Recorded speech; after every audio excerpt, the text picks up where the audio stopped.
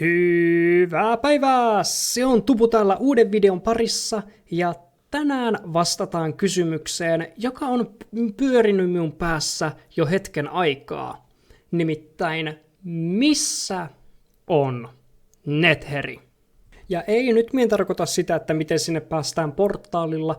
Minä kysyn, että missä tarinallisesti Minecraftissa sijaitsee Netheri? Nimittäin Minecraftilla on pitkä taustatarina, ja minä haluan nyt vaan selvittää, että missä tarinallisesti sijaitsee Netheri.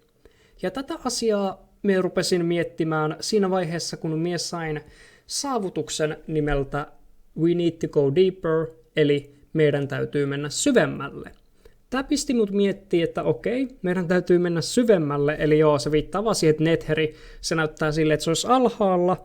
Ja sitten me rupesin miettimään pelissä olevaa bedrockia.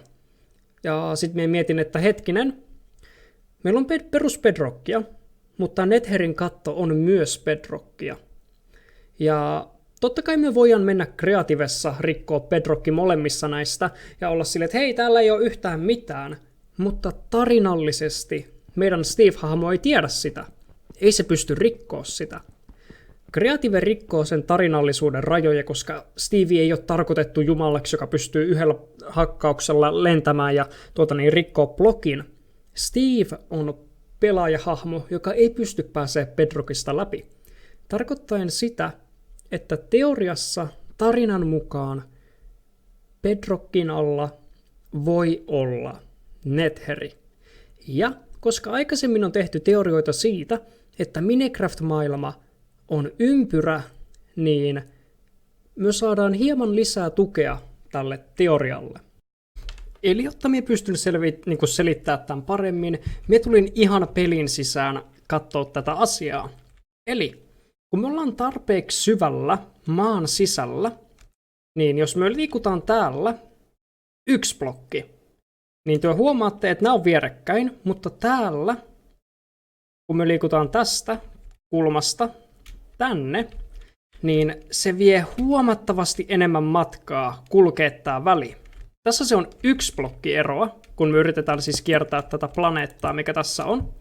Jos me ollaan tässä, niin se on niinku suora linja tuosta ylöspäin, mutta kun me liikutaan yksi blokki sivulle, eli me kierretään tätä kohtaa, niin me siirrytään niinku tässä niinku, tämän ympärillä liikutaan.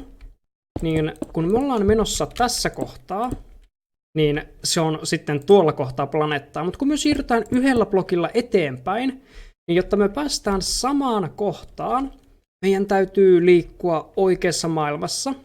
Täältä Netheristä meidän täytyy liikkua paljon enemmän. Eli siis 1, 2, 3, 4, 5, 6, 7, 8, 9, 10 blokkia. No, teoriassa 11.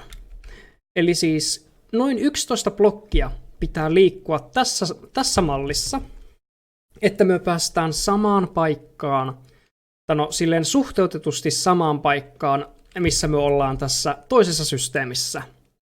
Et joo, teoriassa Nether voi olla oikean maan alla, mutta sen täytyy olla vaan tarpeeksi syvällä, että jos me lähdetään maagisesti Nether-portaalilla suoraan takaisin ylöspäin, niin se pystyy viemään meidät siinä kulmassa suoraan takaisin maanpinnalle sillä 8 blokin erolla, joka tässä systeemissä on.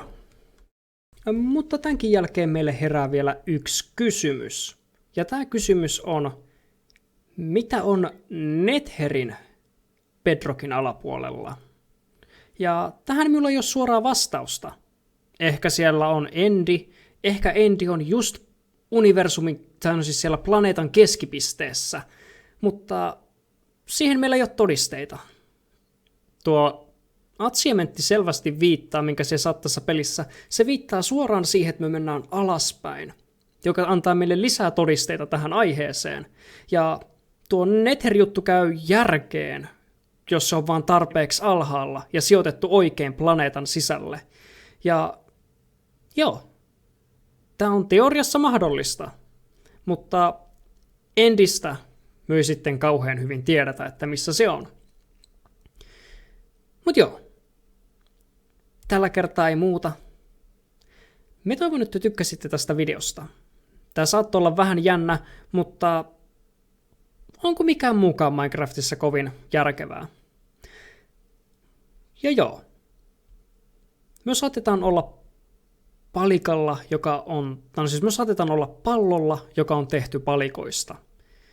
Ken tietää? Ja Endermanit saattaa olla joitakin ihmishahmoja, jotka lähti karkuun jotakin. Kenties meitä pelaajia. Minecraft on täynnä tarinallisia mysteerejä. Ja me veikkaan, että me tuun kääntää tämän videon varoilta englanniksi, että nekin ihmiset, jotka tulee katsoa tätä muualta kuin Suomesta, saattaa jopa ymmärtää tästä jotain. Mut joo, tällä kertaa ei muuta. Tää on vaan teoria. Nähdään ensi videon parissa. Näkemiin!